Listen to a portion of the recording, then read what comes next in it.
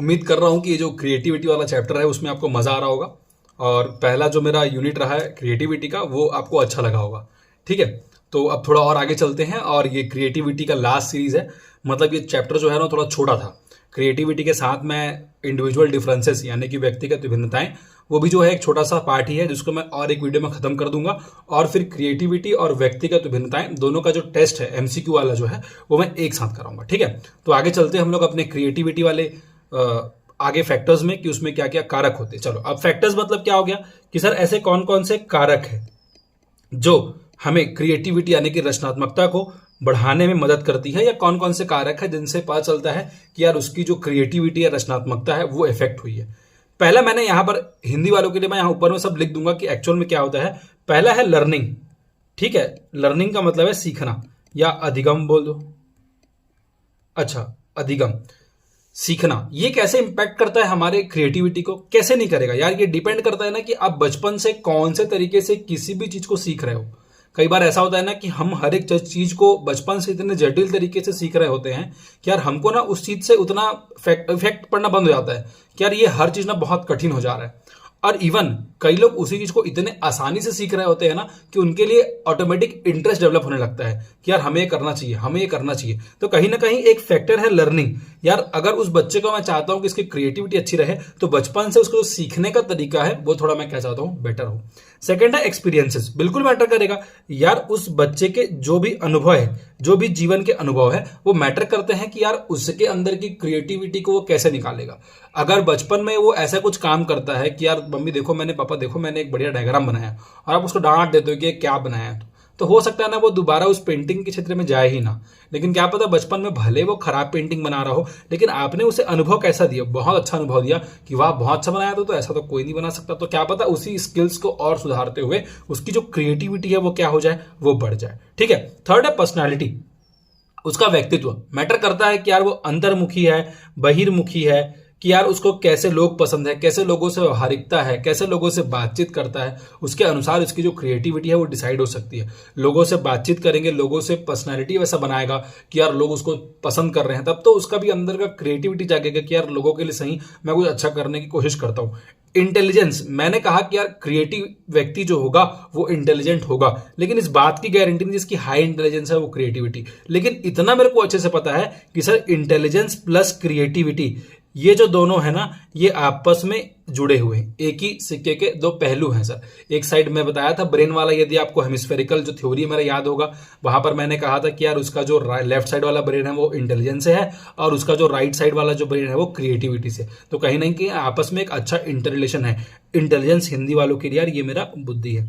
Imagination, अगर यार उसके अंदर कल्पना करने की शक्ति नहीं होगी तो यार वो क्रिएटिव कैसे होगा। क्रिएटिव होने के लिए यदि बड़ा बड़ा कोई मूवी डायरेक्टर है, बहुत अच्छी पिक्चर निकालता है, आपको देख के लगता है यार क्या स्टोरी लिखी है, तो कहीं ना कहीं उसके अंदर एक इमेजिनेशन करने की अच्छी पावर है ना, कल्पना करने की अच्छी पावर है, तभी तो जाकर वो किसी चीज को बहुत अच्छे तरीके से लिख रहा है।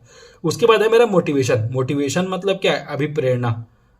यार अगर उसके अंदर, मैंने बताया ना, आप उसको बचपन में डांट दोगे, बचपन में डांटने के बाद उसके अंदर की इनर मोटिवेशन ही मर जाएगी कि यार ये लोग ना ठीक नहीं करते, यार मैं जो भी करता हूं ये लोग मेरे को चिल्ला देते हैं, डांट देते हैं, तो इसीलिए काम करूंगा, अब से मैं ये काम करूंगा ही नहीं। तो उसका जो क्रिएटिव बनने का जो सपना था वो वहीं पर क्या हो गया, समाप्त हो गया। तो उम्मीद कर रहा हूं ये फैक्टर्स ऑफ क्रिएटिविटी आपको थोड़ा ठीक ठाक समझ में आया होगा। ठीक है, उसके बाद रचनात्मकता के चरण, मैंने आपको उस दिन बताया था कि यार एक व्यक्ति है ग्राहम वॉल्स, ठीक है, WALLAS है, ठीक है, ये ग्राहम वॉल्स, उन्होंने क्या किया था कि बताया था कि जो क्रिएटिविटी है वो कैसे 4 चरण में आगे बढ़ता है। यहां पर क्या था ना कि मतलब उनका एक दोस्त था, उनके दोस्त का मतलब बर्थडे पार्टी में वो गए थे, और बर्थडे पार्टी में जाने के बाद ना उनको एक्चुअल में उनका जो दोस्त है वो बोलता है कि यार जब मैं घर में बैठे रहता हूँ ना तो मेरे को ये काम करने का मन नहीं करता है, लेकिन यही काम जब मैं बाहर गार्डन में जाता हूँ तो मेरे को करने का मन कर जाता है।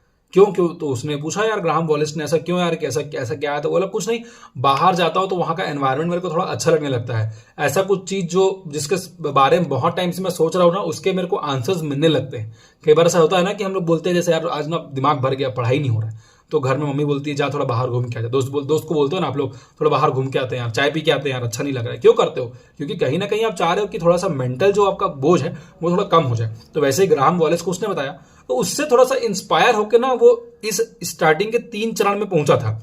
अब फोर्थ वाला जो है, जो वेरिफिकेशन वाला प्रोसेस है, उसको उन्होंने फिर स्वयं से इजाद किया और ऐड किया, और फिर अपना ये जो प्रोसेस है जिसको मैं कहूंगा कि यार स्टेप्स ऑफ क्रिएटिविटी है, ठीक है, वो स्टेप्स का इन्होंने इजाद किया 1926 में। ठीक है, तो वो 4 स्टेप्स जो है वो कौन कौन से है? तो यार सबसे पहला जो है वो मेरा है प्रिपरेशन, मतलब किसी भी चीज की तैयारी। सेकंड है यहां पर उष्मयान लिखा है, ये एक्चुअल में ये इंक्यूबेशन है। थर्ड वाला है इल्यूमिनेशन, और फोर्थ वाला, सॉरी हाँ, थर्ड वाला इल्यूमिनेशन है, फोर्थ वाला जो है वो है मेरा वेरिफिकेशन। जैसे क्रिएटिविटी के उसको याद किया आप लोगों ने, क्या याद किया आप लोगों ने? तत्व को याद किया है। जैसे कैसे याद किया था सर? FFOE। वैसे ही प्लीज एक और चीज को याद कर लेना यार, PIIV याद कर लेना, ठीक है। अब इसमें थोड़ा सा आगे जाना, याद कर लेना फफोई और पीव, जैसा भी आपको ठीक लगे, PIIV, ठीक है। स्टार्ट करते हैं कि यार हमारा जो ये जो 4 चरण है वो एक्चुअल में है क्या।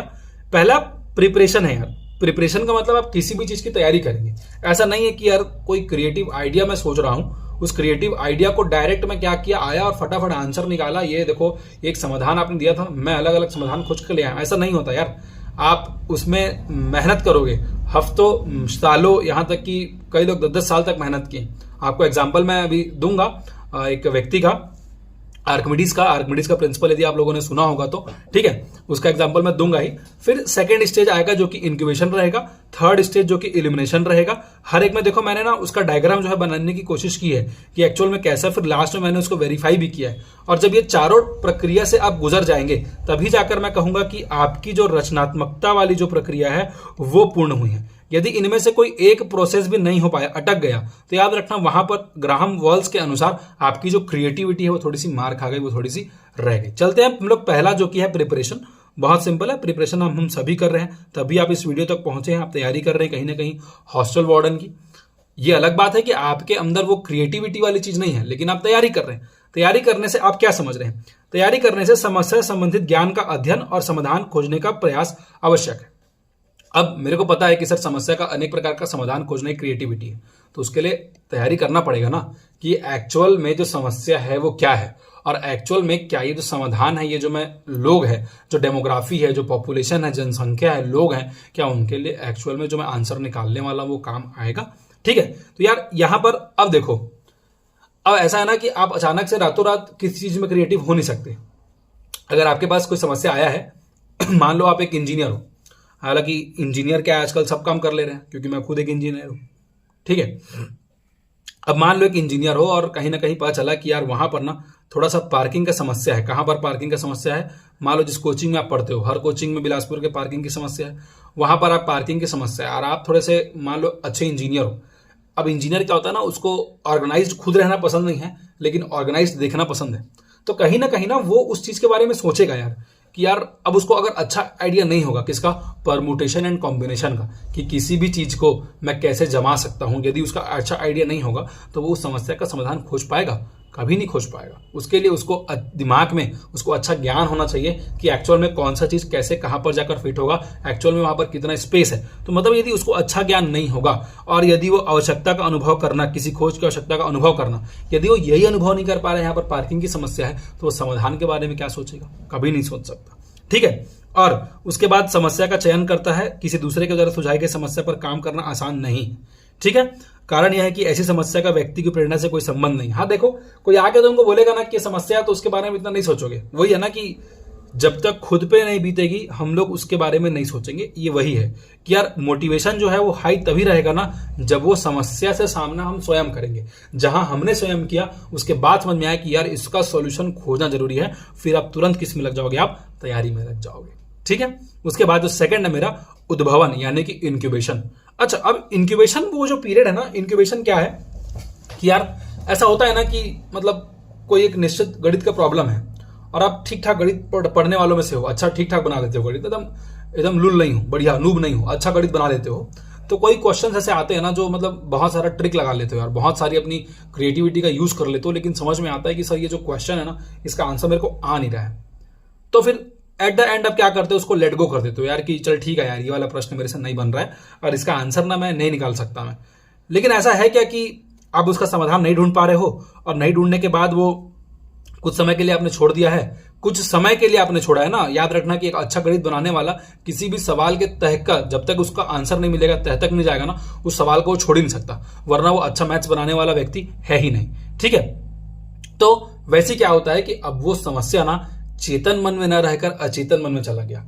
और चेतन मन का मतलब क्या है, जो प्रत्यक्ष दिख रहा है। अचेतन मन कौन सा मन है, जो एक्चुअल में दिख नहीं रहा है लेकिन एक्चुअल में पीछे कार्य कर रहा है। और आपको मैंने बताया था बुद्धि वाले चैप्टर में कि अचेतन मन ही हमारा दिन भर क्या करता है, कार्य करता है। 90% हमारी जो इंटेलिजेंस है वो हमारा क्या है, हमारा अचेतन मन है। सिगमंड फ्राइड जी याद आ रहे होंगे। तो ये वही पीरियड है जहां पर आपने तैयारी की, आपने ठीक ठाक समाधान खोजने की कोशिश की, समस्या का चुनाव किया कि यार यही समस्या है। आप इंक्यूबेशन वाले पीरियड में चले गए जहां पर आपको उसका समाधान बहुत टाइम से नहीं मिल रहा था।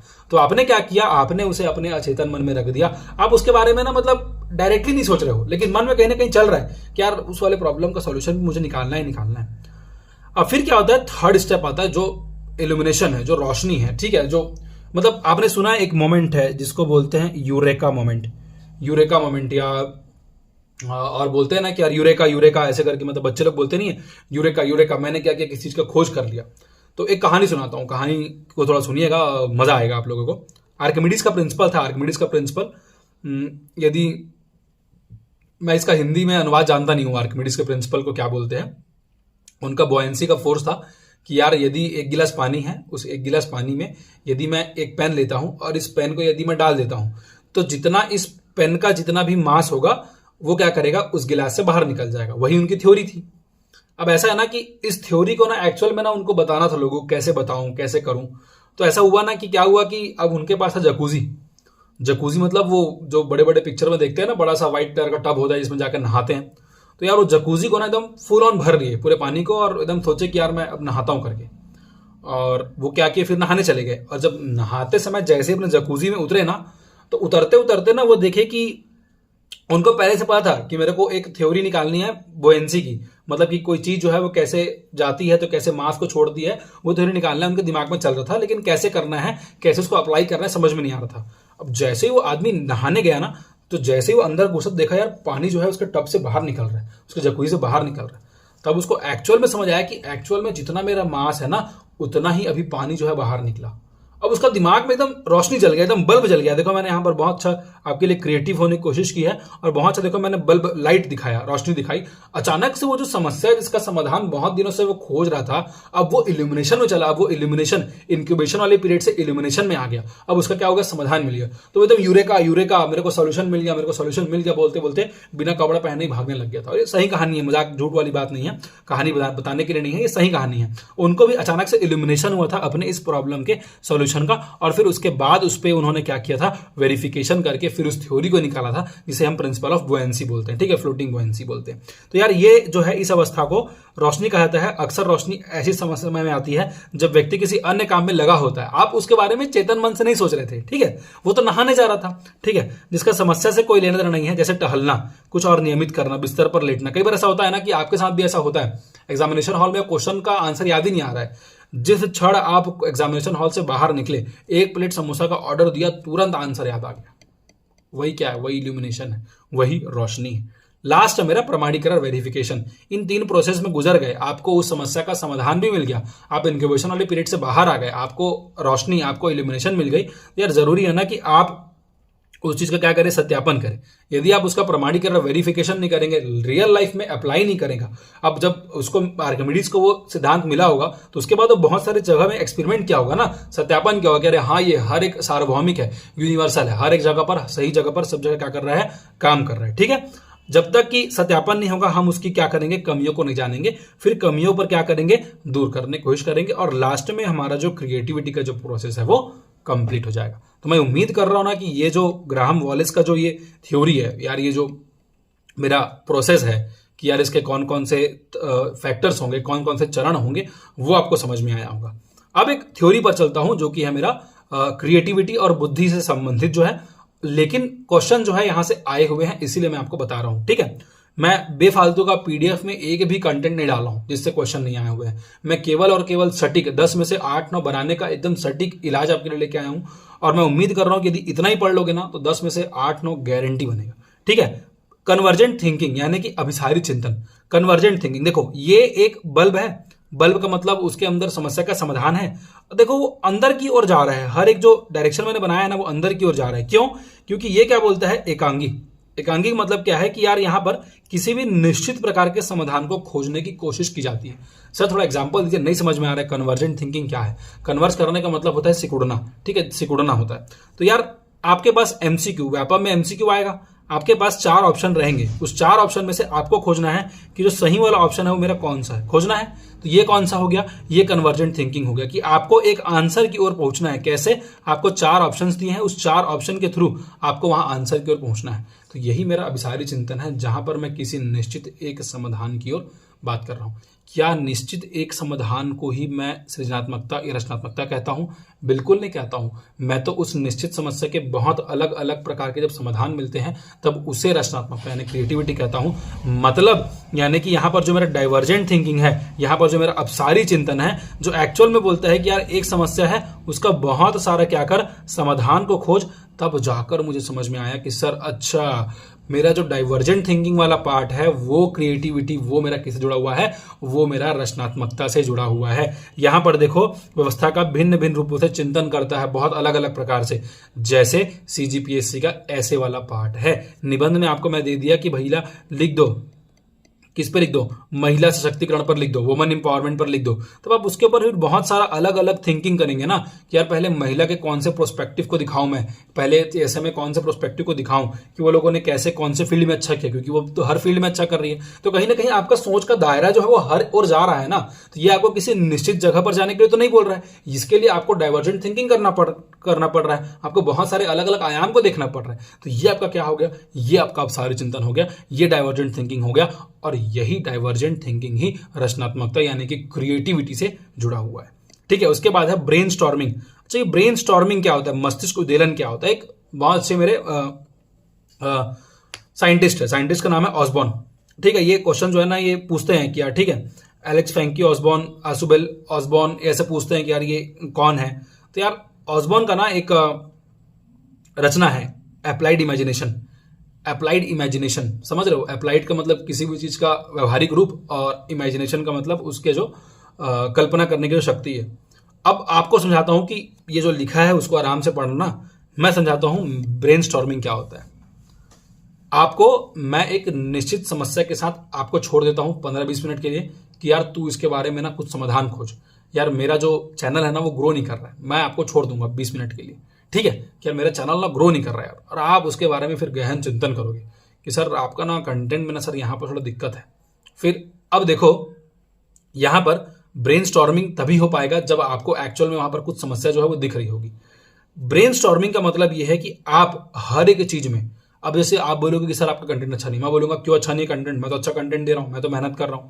सर आप फ्री करके गलती कर दियो, सर फ्री कर रहे हो तो कोई इज्जत नहीं कर रहा है। फिर मैं बोलूंगा नहीं, कई ऐसे लोग हैं जो एक्चुअल में ऑनलाइन क्लासेस ले नहीं सकते, ऑफलाइन क्लासेस ले नहीं सकते, बहुत दूर है, वो मेरे वीडियो के सहारे ही पढ़ रहे हैं, क्या पता उनको मैं ही एक उम्मीद दिख रहा हूं, मैं ही वो रोशनी हूं उनके लिए। तो यार कहीं ना कहीं हमारे बीच में क्या हो रहा है, तर्क वितर्क हो रहा है, वाद विवाद हो रहा है, विचार विमर्श हो रहा है। इसी प्रक्रिया को जहां पर उसके ब्रेन में स्टॉर्म ले आएंगे, उसके मस्तिष्क में तूफान ले आएंगे, जहां पर उसको मैं सोचने के लिए मजबूर कर दूंगा, इसी प्रोसेस को क्या बोलते हैं, ब्रेन स्टॉर्मिंग बोलते हैं। और ब्रेन स्टॉर्मिंग होगा तभी तो वो समस्या के अलग अलग प्रकार के समाधान को खोज पाएगा, और समाधान अलग अलग खोजेगा तभी तो क्रिएटिविटी कहलाएगी, वरना वो क्रिएटिविटी कहलाएगी क्या, नहीं कहलाएगी। तो उम्मीद कर रहा हूं कि ब्रेन स्टॉर्मिंग क्या होता है समझ में आया होगा। बहुत सारे बच्चों वाले स्कूल में जाओगे ना, किंडरगार्टन स्कूल में जाओगे तो वो देखना अलग से अपने एडवर्टाइजमेंट में लिखे होते हैं कि we are providing brainstorming sessions. इसका मतलब हम बच्चे की जो रचनात्मकता है, क्रिएटिविटी है, उसको बढ़ाने का भी काम करते हैं। ये देखना ऐसा लिखा रहता है एग्जाम्पल्स में। ठीक है, अब वो हमारे लिए नहीं है क्योंकि हम तो भैया सरकारी और सरस्वती शिशु मंदिर से पढ़े वाले हैं। ठीक है, तो वो अलग चीज है। बाकी अच्छे किड्जी वगैरह में जाओगे ना तो वहां देखना लिखा रहता है उनके मोनोलॉग में, वो जो एडमिशन वाला जो होता है उस पर लिखा रहता है कि we are providing brainstorming session. तो उसका मतलब यही है कि हम कोशिश करेंगे कि आपके बच्चे जो हैं वो अच्छे तरीके से क्या करें, विचार मंथन करे, विचार विमर्श करे, तर्क वितर्क करे, वाद विवाद करे, सही पॉजिटिव चीजों पर करे। ठीक है, तो यहाँ पर ये जो क्रिएटिविटी वाला जो यूनिट है, चैप्टर है, वो खत्म हो गया है। और यदि अच्छा लगा होगा तो प्लीज लाइक और कमेंट कर देना। ठीक है, फिर मिलते हैं हम लोग अपने अगले टॉपिक पे, जो कि है व्यक्तिगत भिन्नता।